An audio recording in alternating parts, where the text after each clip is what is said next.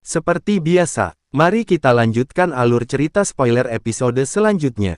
Sebelumnya, Xiao Yan tiba-tiba terkejut saat menghadapi Yao Lao di depannya. Dengan bakat alkemis guru, hampir tidak ada orang di seluruh benua Douchi saat ini yang bisa dibandingkan denganmu. Bagaimana bisa guru menjadi orang yang dibuang oleh klan Yao? Itu karena garis darah Doudi. Yao Lao mengisyaratkan senyum. Emosi di wajahnya perlahan ditarik saat dia menjelaskan. Lahir dalam klan kuno datang dengan tekanan yang jauh lebih besar. Di sana, status seseorang dibedakan oleh kekayaan garis darah seseorang. Namun, kita berdua sama.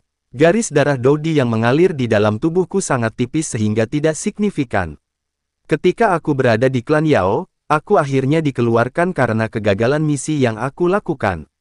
Aku tidak puas setelah pergi dan mulai menempatkan semua usahaku pada alkemis. Menjelajahi dataran tengah sendirian, kacau selama hampir 1 abad, dan memperoleh beberapa pencapaian. Saat itu, aku masih berpikir aneh bahwa klan sekali lagi akan memanggilku kembali. Namun, dengan aliran waktu, harapan seperti ini berangsur-angsur hilang.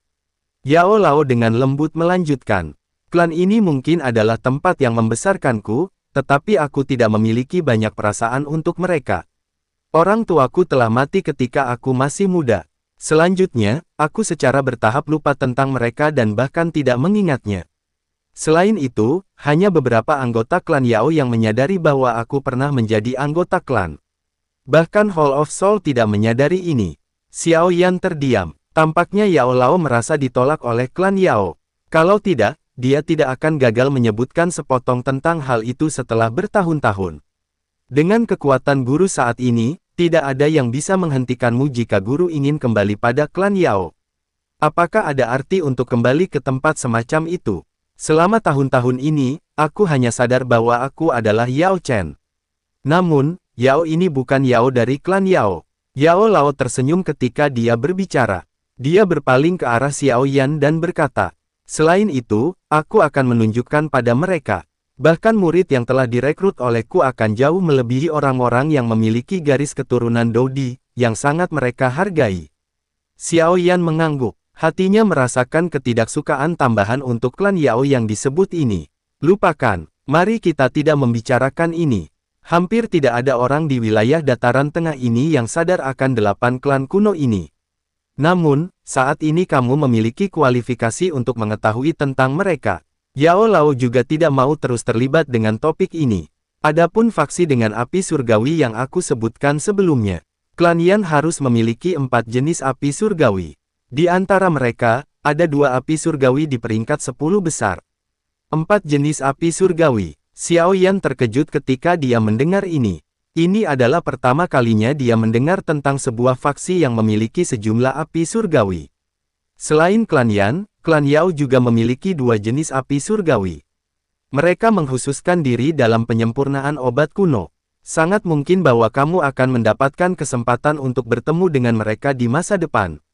Dengan keterampilan alkemismu saat ini, jumlah orang di antara generasi muda klan Yao yang bisa mengalahkanmu dapat dihitung dengan 1 tangan.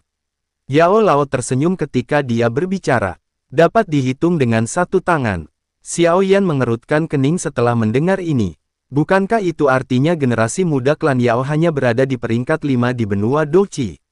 Baiklah, pameran dagang ruang masih membutuhkan waktu 1 tahun untuk menunggu. Namun, kamu masih harus melakukan perjalanan ke suatu tempat sebelumnya. Klan Gu, Alam Gu. Yao Lao dengan lembut menjelaskan. Tangan Xiao Yan tiba-tiba bergetar ketika dia mendengar nama-nama ini.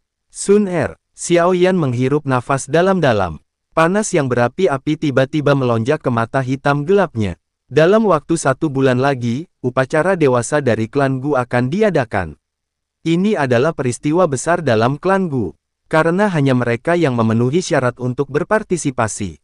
Tidak banyak faksi yang dapat menerima undangan dari klan Gu.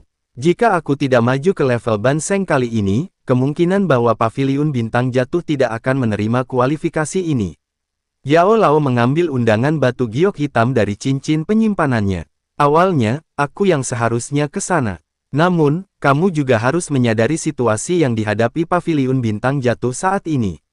Oleh karena itu, aku tidak dapat secara pribadi menerima undangan klan Gu kali ini. Tugas ini hanya dapat diserahkan padamu. Xiao Yan menatap penuh perhatian pada undangan batu giok hitam.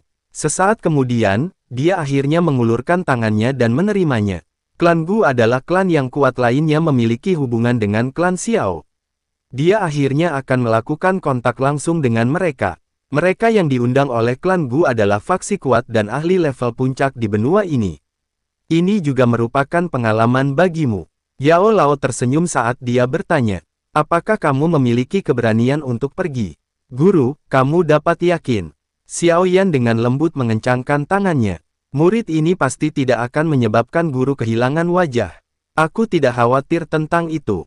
Yao Lao tertawa terbahak-bahak. Setelah itu, dia menepuk bahu Xiao Yan dan melanjutkan. Aku sadar akan hubunganmu dengan Sun Er. Kamu harus lebih berhati-hati ketika kamu mencapai wilayah klan Gu. Gadis itu sangat luar biasa dalam klan Gu. Dia memiliki garis darah Dou di paling lengkap dan memiliki kesempatan terbesar untuk menembus level legendaris itu. Xiao Yan diam-diam mengangguk. Dia sudah samar-samar merasakan posisi Sun Er dalam klan Gu sejak lama. Kamu juga harus bawa Tianhuo Zunze dan dokter peri kecil bersama. Setelah membantu Tianhuo Zunze menyempurnakan beberapa pil obat, kekuatannya telah pulih menjadi Douzun bintang 6. Untuk dokter peri kecil, aku telah menyuruhnya ke makam tua. Dia akan dapat memperoleh metode untuk sepenuhnya mengendalikan tubuh racun menyedihkan di sana. Setelah dia kembali, waktunya kalian berangkat ke alam Gu. Yao Lao membelai jenggotnya, tersenyum, dan menjelaskan. Xiao Yan perlahan mengangguk. Dia meringkuk bibirnya. Tangannya tiba-tiba mengeras pada undangan batu giok. Sun Er, aku mengatakan bahwa, waktu berikutnya kita bertemu akan berada di klan Gu. Karena itu, tunggu aku.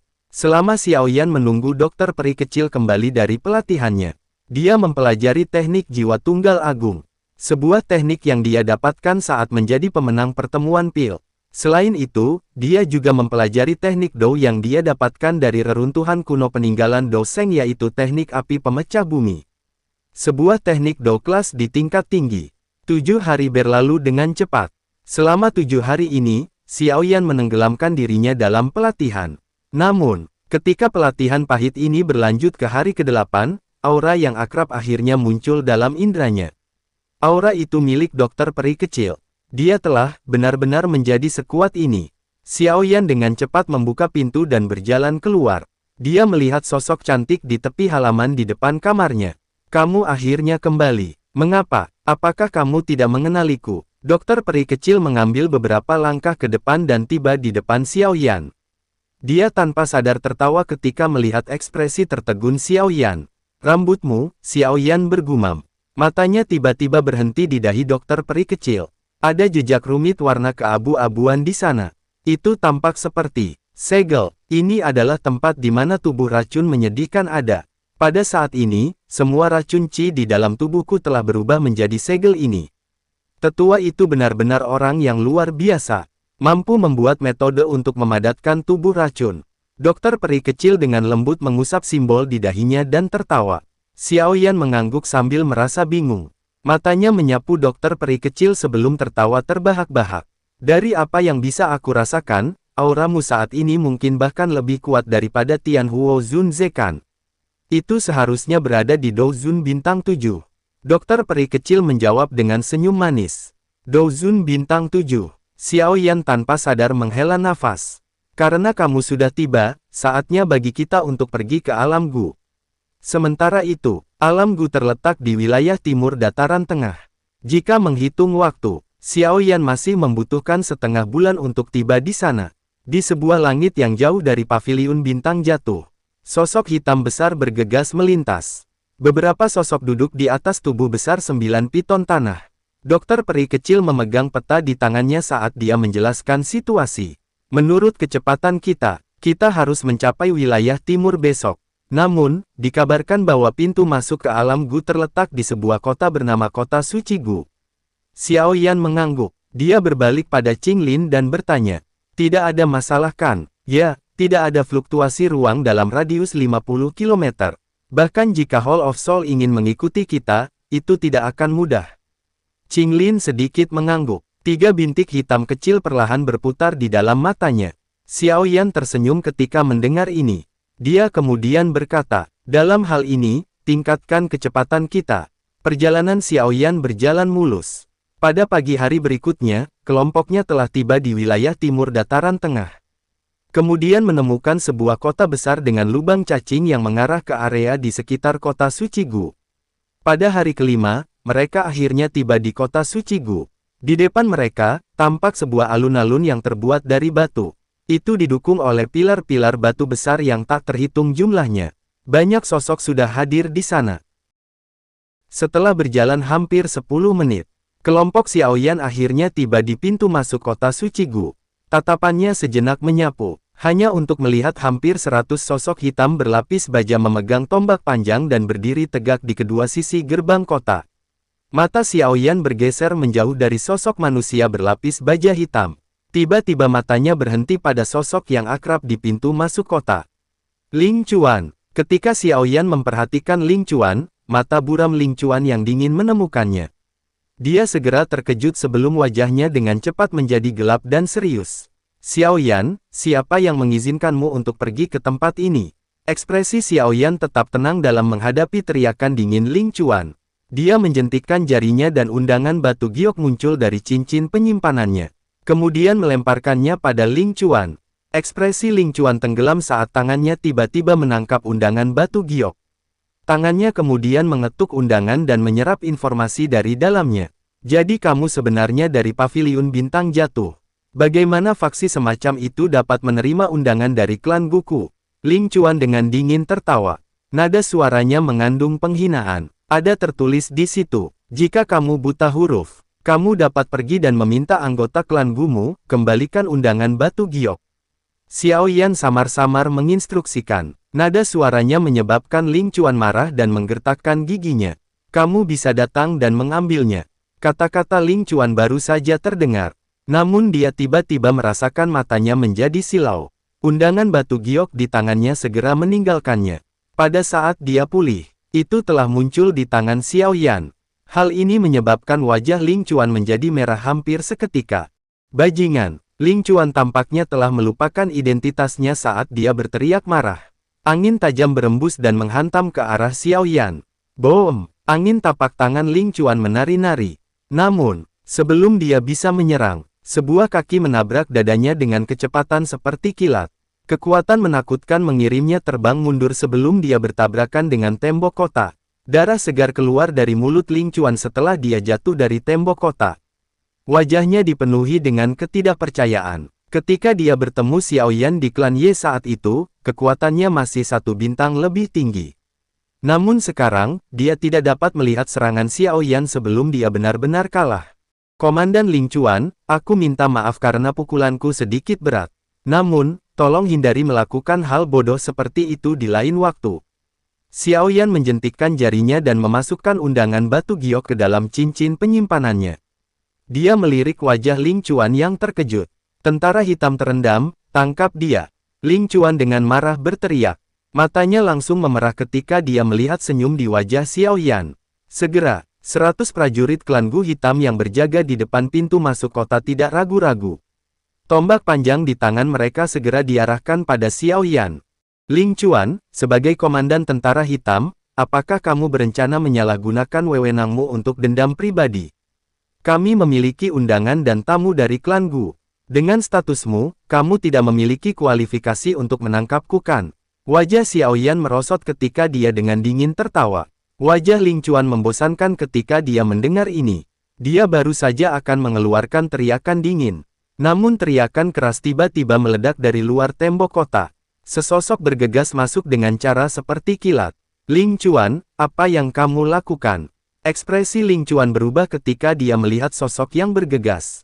Dia menyeka darah dari sudut mulutnya dan berkata, tidak ada. Salam untuk komandan kelima. Para prajurit tentara hitam di sekitarnya dengan hormat berteriak ketika mereka melihat sosok yang bergegas. Kamu adalah Xiaoyan itu. Pria yang mengenakan baju hijau muda itu kaget ketika dia mendengar nama Xiaoyan. Paviliun Bintang Jatuh Xiaoyan. Wajah Xiaoyan tenang. Dia menangkupkan kedua tangannya. Itu benar, dia adalah Xiaoyan yang nona muda telah sebutkan. Ling Chuan dengan dingin tertawa. Tatapannya dipenuhi dengan rasa iri saat dia berkata, Apakah kamu berencana mengizinkannya masuk sekarang? Komandan kelima sejenak terdiam. Matanya rumit saat dia melirik Xiao Yan. Setelah itu, dia memutar kepalanya dan memarahi Ling Chuan. Apakah kamu tidak punya otak? Dia memiliki undangan batu giok. Itu artinya dia adalah tamu. Apakah kamu berencana mengizinkan orang lain mengejek klan Gu karena tidak tahu etika? Wajah Ling Chuan berganti antara hijau dan putih setelah ditegur marah oleh komandan kelima. Yang bisa dia lakukan hanyalah mendengus dingin dan menarik diri. Tuan Xiao Yan, silakan masuk. Tolong tunggu di kota suci Gu selama beberapa hari. Akan ada seseorang yang akan membawa kalian semua ke alam Gu ketika saatnya tiba. Setelah menegur Ling Chuan, komandan kelima menangkupkan tangannya ke arah Xiao Yan. Xiao Yan mengangguk dan tertawa pahit. Meskipun komandan kelima ini telah membentuk sedikit permusuhan untuknya, dia tidak memihak. Ini jauh lebih baik daripada Ling Chuan. Kemudian Xiao Yan memimpin dokter peri kecil dan sisanya ke kota. Sementara itu, di dalam alam Gu, seorang wanita berpakaian hijau pucat duduk di dalam awan tebal. Nona muda, Tuan muda Xiao Yan telah mencapai kota suci Gu. Sosok tua melintas dan muncul di puncak gunung. Dia dengan hormat memberitahu, Tetua Ling, apakah dia baik-baik saja? Suara lembut Sun Er tampaknya memiliki kekuatan iblis. Bahkan awan di tempat ini beriak. Tuan muda saat ini Xiao Yan bukan lagi orang yang bisa dilihat oleh orang sepertiku. Berdasarkan informasi yang aku terima, Ling Chuan, yang kekuatannya di level Dozun bintang 1, tidak dapat bertahan satu pertukaran di tangan Xiao Yan. Tuan muda Xiao Yan setidaknya Dozun bintang 4. Sosok tua menghela nafas. Nada suaranya berisi seruan yang tidak bisa disembunyikan. Penglihatan nona muda memang bagus. Sun Er tersenyum ketika dia mendengar seruan Ling Ying. Dia telah melakukan retret yang dalam selama tahun-tahun ini. Masalah-masalah dunia luar jarang memasuki telinganya. Meskipun ini masalahnya, dia mengerti bahwa Xiao Yan saat ini pasti terkenal di dataran tengah. Namun, nona muda, masalah yang kamu umumkan di klan beberapa waktu lalu kemungkinan akan menyebabkan Tuan muda Xiao Yan mengalami masalah. Ling Ying ragu sejenak sebelum berbicara. Aku percaya padanya. Sun Er tersenyum tetapi tidak memberikan penjelasan tambahan. Ling Ying hanya bisa tertawa pahit. Beberapa waktu lalu, anak yang diberkati dalam klan Gu telah menggunakan nada tenang untuk mengucapkan beberapa kata yang menyebabkan semua wajah tetua bergetar saat pertemuan tetua. Terlepas dari apakah kalian semua menentang atau mendukung, aku hanya menyukainya, dan tidak satu pun dari kalian akan dapat mengubah fakta itu. Hanya satu kalimat ini saja. Namun itu telah menyebabkan wajah sebagian besar tetua di klan Gu berubah menjadi hijau.